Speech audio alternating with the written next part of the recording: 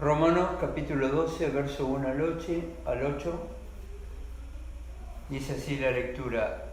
Así que, hermanos, os ruego por las misericordias de Dios que presentéis vuestros cuerpos en sacrificio vivo, santo y agradable a Dios, que es vuestro culto racional.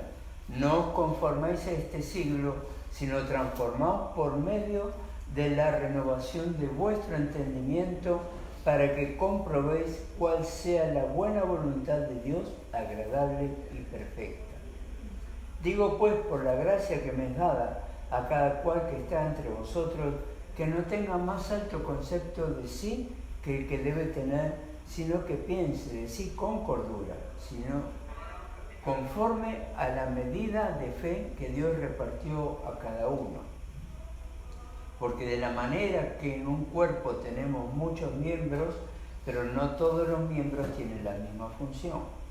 Así nosotros, siendo muchos, somos un cuerpo en Cristo y todos miembros los unos de los otros. De manera que, teniendo diferentes dones según la gracia que nos es dada, si el de profecía, úsese conforme a la medida de la fe, o si de servicio, en servir, o el que enseña, en la enseñanza, el que exhorta, en exhortación, el que reparte, con liberalidad, el que preside, con solicitud, el que hace misericordia, con alegría. Amén.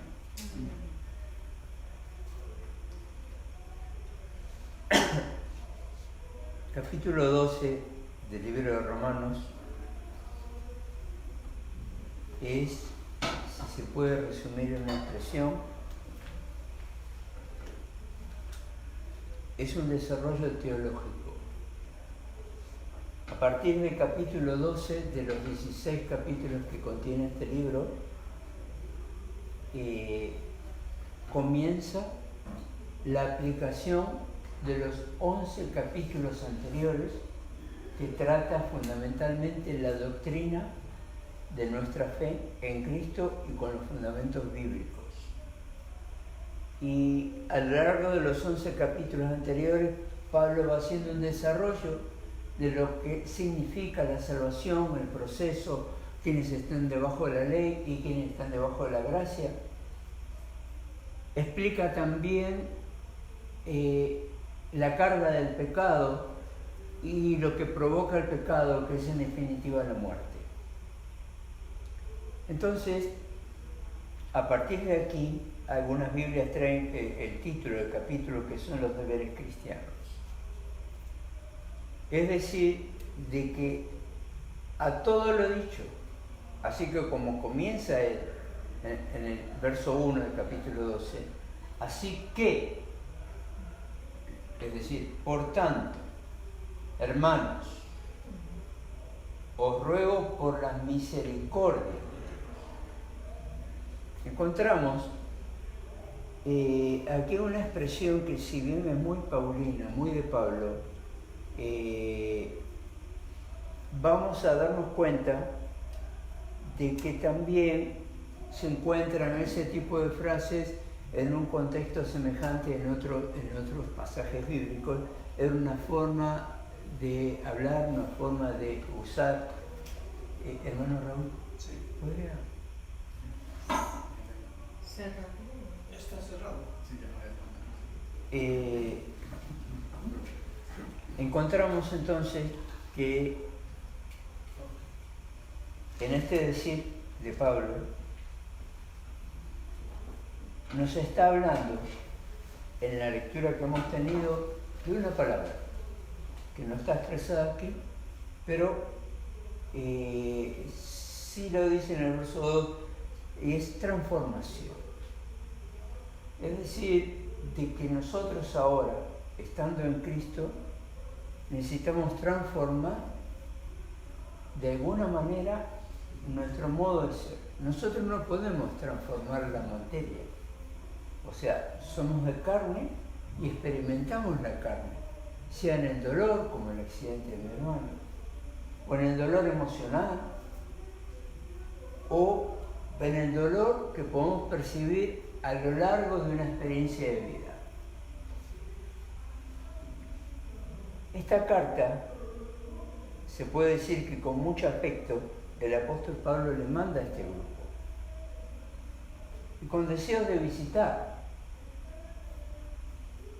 porque este grupo, si tal vez no muy afortunadamente, las versiones modernas bíblicas solo dice Romanos, pero la carta es la carta a los romanos.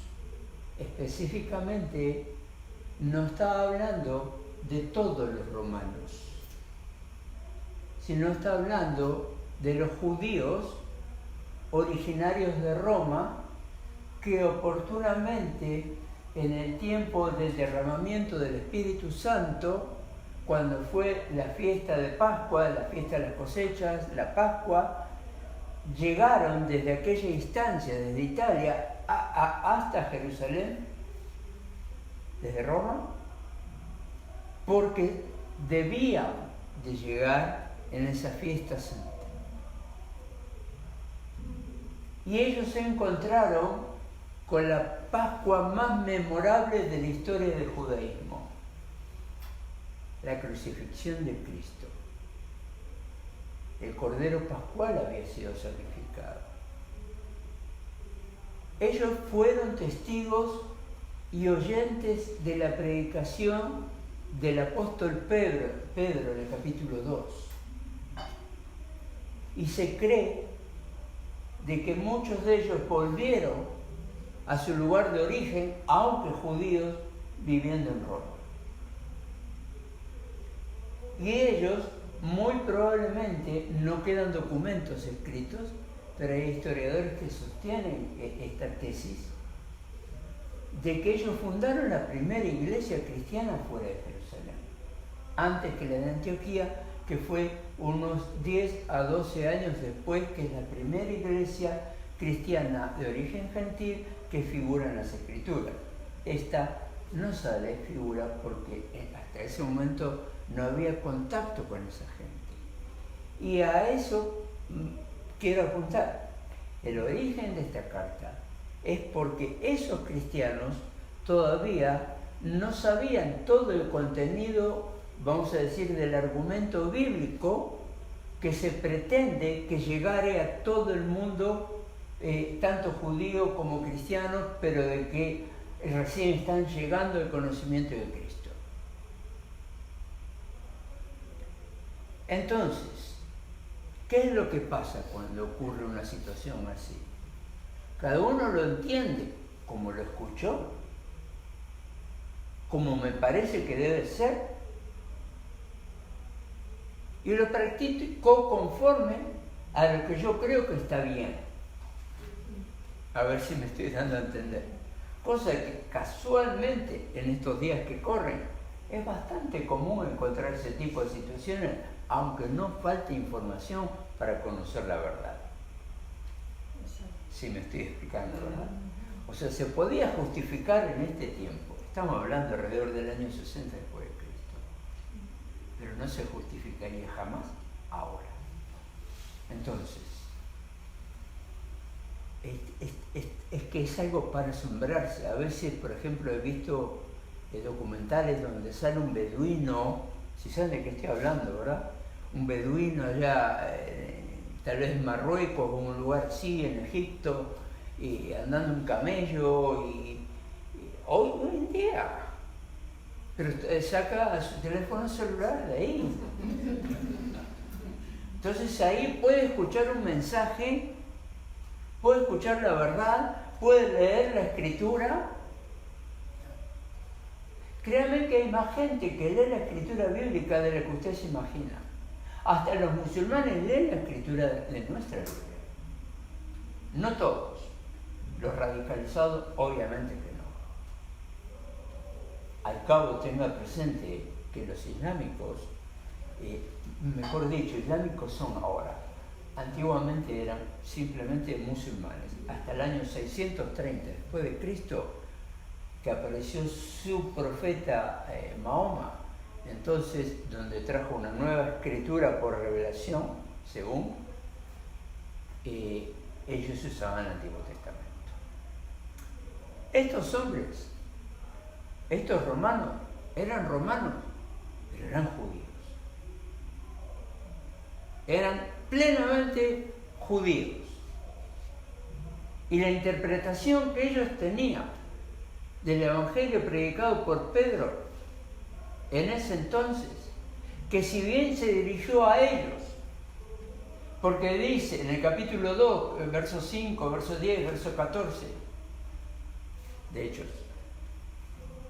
hermanos judíos que habitáis en Jerusalén,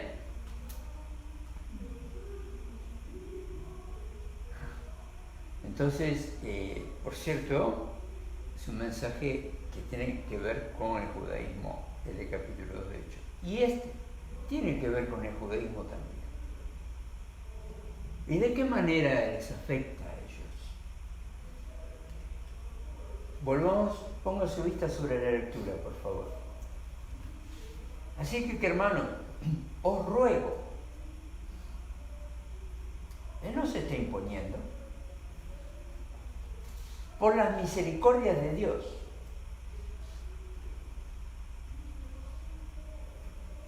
que presentéis vuestros cuerpos en sacrificio vivo, santo, agradable a Dios, que es vuestro culto racional. Vuelvo, dicho el ejemplo de hace un momento atrás, ¿por qué creen que pasados alrededor de 10 años hace falta que Pablo, el apóstol, el gran apóstol, le escriba esta carta de que lo que requiere Dios es un culto racional? Es decir, Él está exhortándolos de que el sacrificio no es con corderos, sino el culto racional es de que entiendo de que hubo un sacrificio y que fue por nosotros. Entonces, él habla, fíjese los términos, dice: presentéis vuestros cuerpos en sacrificio vivo. O sea, descarta el derramamiento de sangre. Santo, o sea, apartado, de lo que significa la palabra santo. Apartado para Dios o apartado por Dios. Agradable a Dios. O sea, una vida de santidad, que es vuestro culto. O sea, la vida de santidad, la consagración al Señor. No hablo de una vida religiosa en términos de cómo se puede usar mal el término de religioso. O sea, la palabra religiosa puede ser bueno o puede ser mal, depende de cómo se use. Entonces, aquí le dice: agradable a Dios, que es vuestro culto racional. O sea, de que aquí está omitiendo todo tipo de culto litúrgico que los judíos practicaban. O sea, pensando o creyendo que a través de un culto religioso alcanzan ellos la salvación. Entonces les sigue aclarando: no os conforméis a este siglo. Está escrito así, pero en realidad está hablando de la palabra era.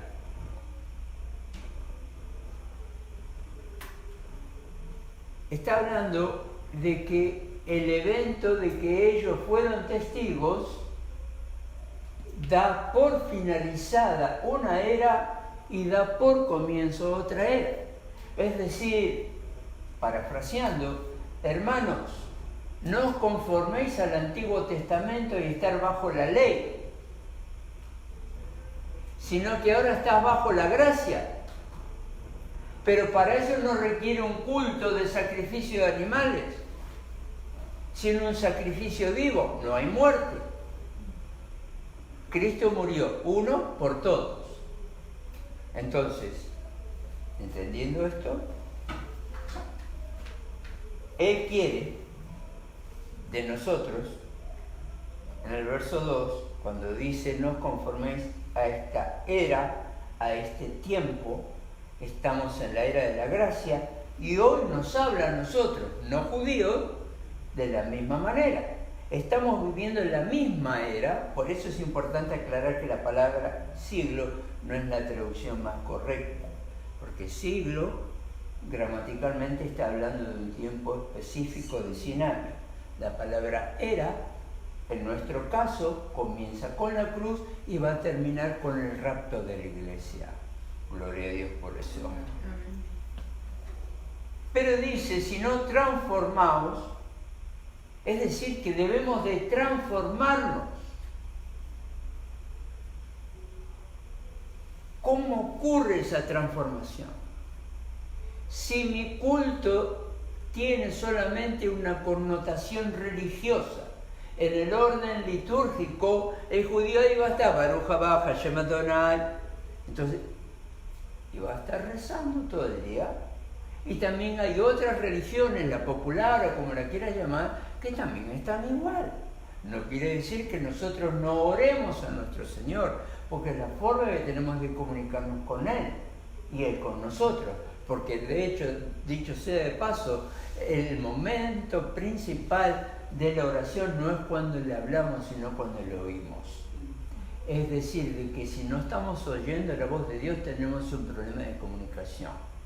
O sea, one way only. Necesitamos de que sea en dos sentidos. Decirle, hablarle y esperar en silencio.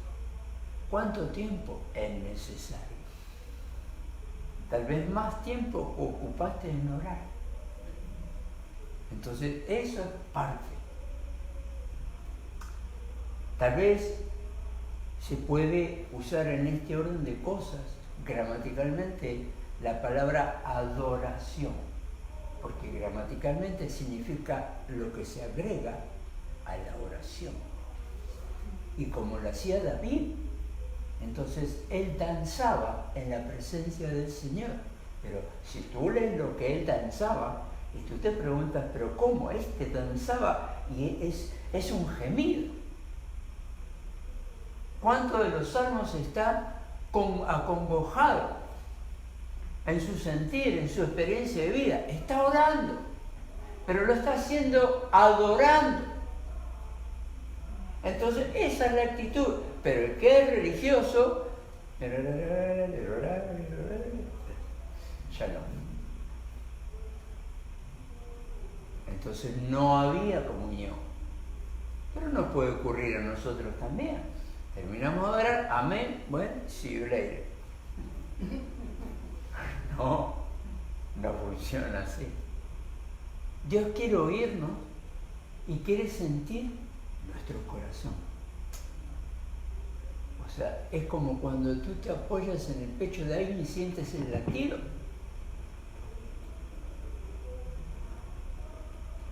Es como aquellos dos discípulos que se apoyaron en el pecho de Jesús. Es lo que quiere Él. Que nos dejemos estar, nos dejemos llevar por ese momento de intimidad con Él. ¿Para qué? Mire, dice, transformaos, verso 2, por medio de la renovación. Renovar, tengo que cambiar mi forma de pensar. Es que usted no me entiende, llevo más de 60 años pensando así. Es que ese es el error precisamente. Entonces, debo de cambiar, pero a esta altura de mi vida, precisamente, hazlo ahora, después no. Hazlo ahora, sean 60, sean 70, sean 80, no importa. Mi madre, que ya está con el Señor, se convirtió a los 82. Nunca es tarde. Mientras estemos aquí. Transformar por medio de la renovación. No se trata de lo que tú puedas creer, sino de lo que es. Lo que debo creer. es la renovación de nuestro entendimiento, para que comprobéis, o sea, que te está confrontando, nos está confrontando, de que va a haber una respuesta en función del cambio de actitud. O sea, tú puedes orar 25 años por algo, y si la oración es hueca y no pasa del techo, no va a haber respuesta. O sea, tiene que haber un cambio de actitud interna. Porque Él escudriña las mentes y los corazones de los hombres. Entonces imagínate, uno está diciendo algo y Él, mientras te está escuchando, si lo que tú me estás diciendo no es, si tu mente está en otra cosa. ¿Se imagina usted? Es como nosotros como padres que conocemos a nuestros hijos antes de que abre la boca y ya sabemos lo que va a decir. Pero que nosotros no podemos decir, cállate, ya sé. Tenemos que dejar que se exprese. Es lo que Dios quiere, que vayas a Él, que esperes en Él y que haya ese cambio de actitud, lo que produce la transformación. Y Él nos está confrontando, dice, para que comprobéis. Puedes comprobar el resultado de una oración poderosa. A que venga fulano acá a orar porque ora poderosamente. La oración poderosa puede estar en el pozo de los leones donde estuvo Daniel, pero no porque era Daniel, sino porque se sujetó a la voluntad de Dios. No se quejó. Entonces, para que comprobéis cuál sea la voluntad de Dios, dos cosas, agradable y perfecta. Digo pues, por la gracia que me es dada a cada cual, que está entre vosotros, que no tenga más alto concepto de sí el que debe tener, sino que piense de sí con cordura, conforme a la medida de fe que Dios repartió a cada uno. Tenemos que, muchas veces, omitimos, cuando ya llegamos al Señor, si bien Él nos perdona, pero no podemos dar por sentado nada. Cuando trata de culto racional, está hablando de una relación personal, como estábamos diciendo hace un momento atrás. Y en ese momento personal está abrir el corazón. Lo que tú sientes, lo que tú deseas, lo que tú esperas. En ese orden de cosas, puede que haya cosas que a Dios no le agradan. Y Dios va a tratar contigo en eso. Mira, estoy de acuerdo en esta situación. ¿Y cómo te das cuenta tú? Porque vas a sentir complacencia, vas a sentir paz cuando Dios te está confirmando algo. Cuando no hay paz en el corazón de la persona, es que Dios no está en eso. ¿Se acuerdan cuando el profeta veía la nube que era grande como la palma de la mano? Y sí, y la tormenta, pero Dios no está ahí. Y que la lluvia, y Dios no está ahí, pero es que Dios no está ahí. Entonces, ¿qué es lo que falta? El cambio de actitud. Heme aquí. No importa en qué punto del camino te encuentras en el camino. Te encuentras en el camino. Pero que no te pase como aquella historia que escribió Juan Bunyan allá por el 1600 y pico, un gran predicador en Inglaterra. Imagínense así, 400 años. El libro más leído después de la Biblia en todo el mundo. El Peregrino. Un hombre con una tremenda convicción. Eso hace falta en nosotros.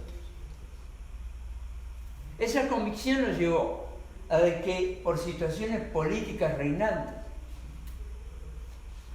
donde el rey explotaba a las clases necesitadas y estaba en contra de los creyentes, y en un país supuestamente cristiano, estaba predicando Bunyan y predicó en contra del rey y se lo llevaron preso. 7 años. Lo soltaron. Vuelve después de 7 años, se para en el púlpito, como íbamos diciendo. ¿Otra vez? Otro tantos años. Estuvo como 13, 14 años hasta que murió el rey. Después lo dejaron libre. Pero este hombre escribió este libro, El Peregrino, donde todo el recorrido de su vida, ahí se encuentra, por ejemplo, el señor honesto, el señor íntegro, el señor falso, y un montón de nombres que eran situaciones de la vida.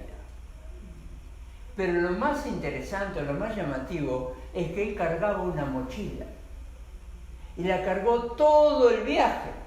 Y donde llegaba, vamos a suponer el castillo celestial, y como era en aquel entonces, en la Edad Media, los castillos que tenían el foso de agua, ¿se acuerdan, no? Alrededor, para protección de los enemigos, tenían que cruzar a nado porque el puente estaba levantado. ¿Qué es lo que...? Pero con la mochila me hundo. Es que tú no puedes entrar al cielo con una carga que no quisiste dejar.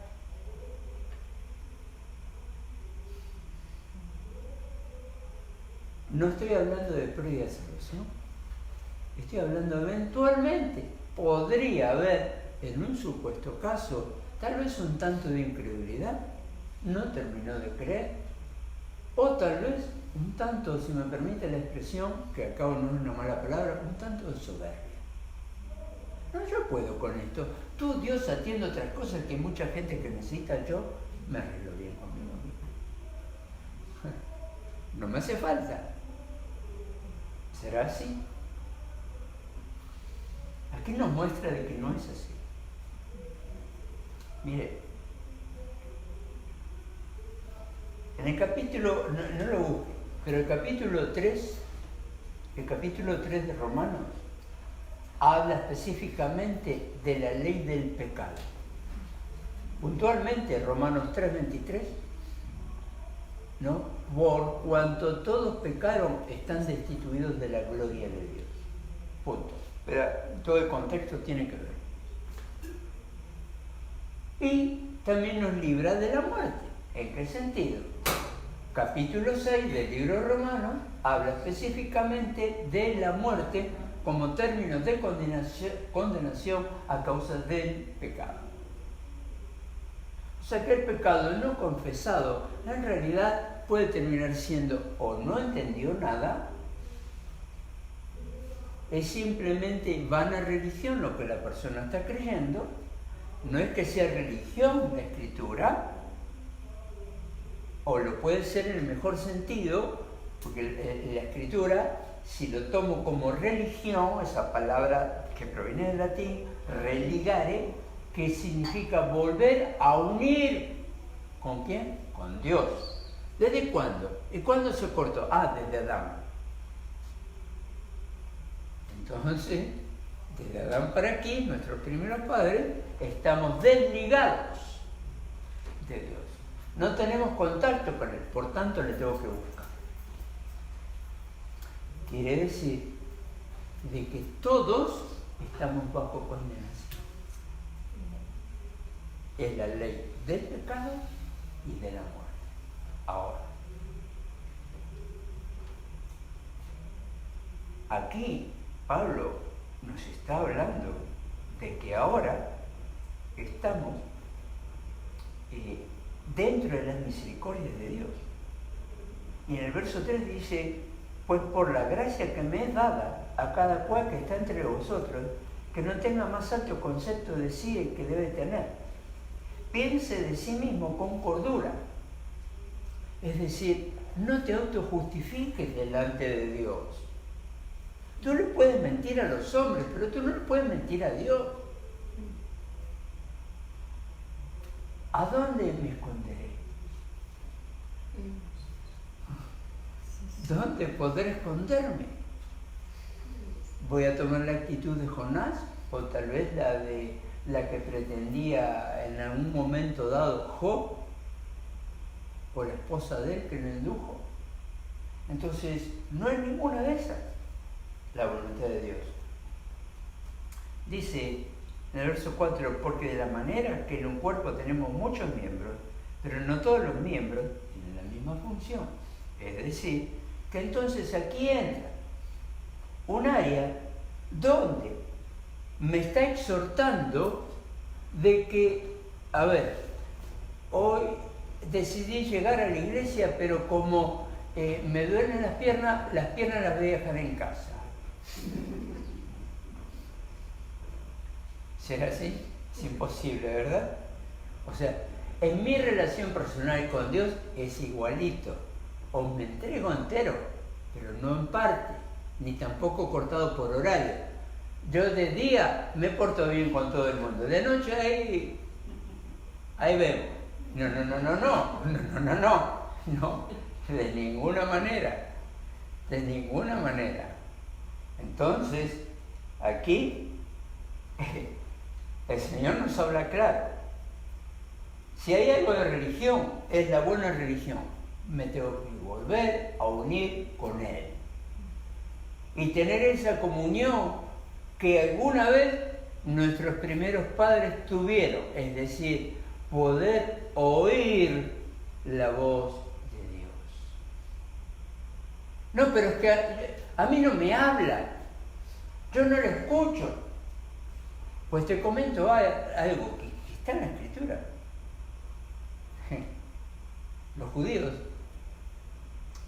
después del último profeta, Malaquías, estuvieron 400 años en silencio, es decir, que no oyeron la voz de Dios. ¿Pero que estaban sordos? No, estuvieron sordos por siglos. Entonces Dios ya no le habló más. A ver si eso te explica el silencio. Que tú estás encontrando a través de la oración, vamos a decirle, fallida.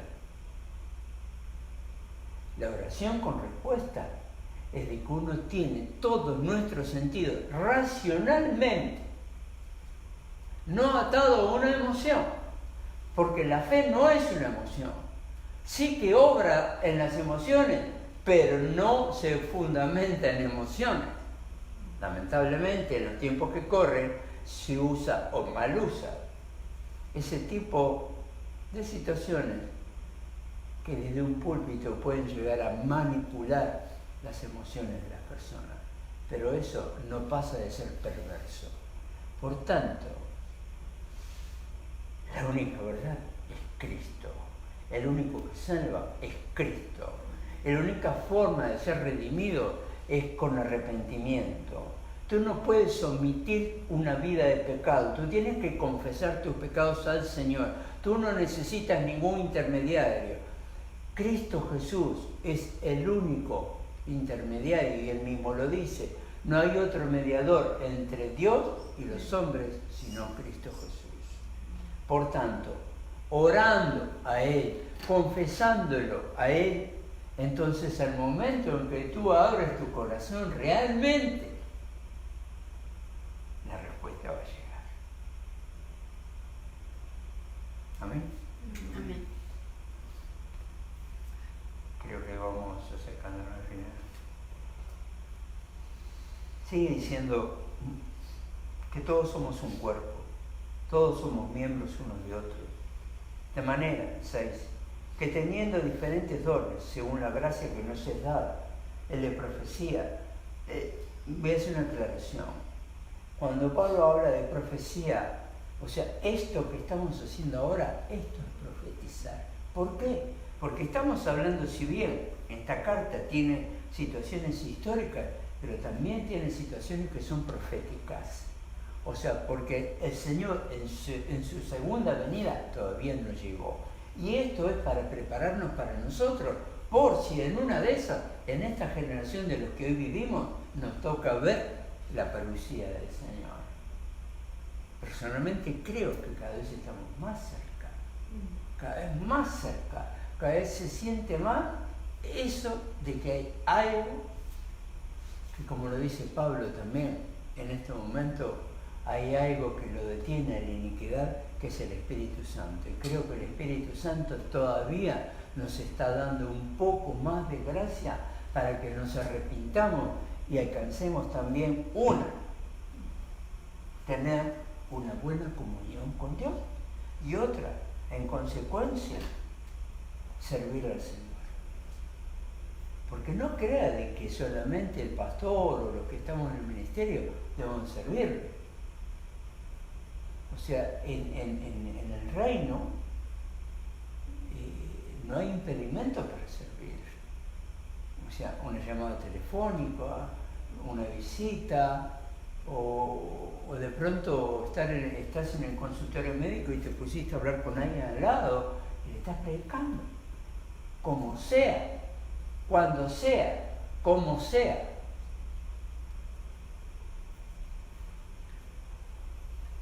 Eso tiene que ver con lo que está hablando aquí de profecía en el verso 6. O sea, estás predicando a aquel que va a venir.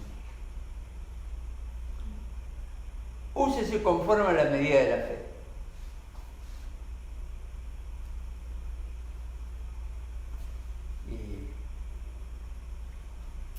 A veces se ora sin fe. Incluso se ora en intercesión por otras personas sin fe. Y de pronto la persona es sanada. Y el que está orando todavía se quedó ahí en la luna. Sí, ya me sanó. ¿Qué? Yo lo digo porque lo he visto. O sea, y tengo testimonio de primera mano de eso. Es decir, Dios obra, no es por el intercesor, es por la fe del recipiente, el que va a recibir la bendición. Pero también están para nosotros los que ya estamos en el camino. O sea, hay bendiciones que de pronto están guardaditas por ahí. Me acuerdo una historia, ¿no? Un cuento, ¿no? De que un hombre llega y se encuentra con San Pedro allá arriba, ¿no? Y entonces San Pedro le está mostrando todos los lugares maravillosos, ¿no? En ese lugar. Y llega a un lugar donde estaba lleno de cajas. ¿Y qué es todo esto?, pregunta el recién llegado. Dice, todas estas son todas las bendiciones que tú no recibiste. Aquí quedan. Estaban listas para ti si tú cambiabas tu posición, tu actitud. Piénsalo. También que es un cuento, pero estamos parafraseando una realidad espiritual tremenda y eterna. Aquí sigue diciendo de otras cosas, ¿no? El que exhorta, el que reparte con liberalidad, está hablando de ayudar a los que más necesitan, el que preside, como ocurre aquí, solicitudes, que pide, que tiene alguna necesidad en particular, y el que hace misericordia con alegría. Voy a terminar con el verso 9, que no lo leímos y que va a ser el principio del próximo mensaje. Pero el amor sea sin fingimiento. Y ahí lo dejo. Solo esa parte de esa lectura. No hay nada más real que el amor de Dios para con nosotros. Porque lo hizo real y lo hizo efectivo. Él tenía el día y la hora en que iba a ocurrir, en que nosotros no sabíamos, los que vivían en ese tiempo. Es más, muchos no se enteraron y otros no lo creyeron. Aún todavía algunos de los judíos se acusaban de que Jesús, alguien movió la roca y se lo llevó. hoy en día sigue habiendo gente así. Y creo que lamentablemente el tiempo que nos toca vivir está muy parecido a ese tiempo. Pienso de que lamentablemente en muchos medios cristianos hay un amor fingido y eso desagrada tanto al Señor. Así que nosotros seamos totalmente honestos e íntegros con Él. Y como diría en otro lugar, con Él, en Él y por Él.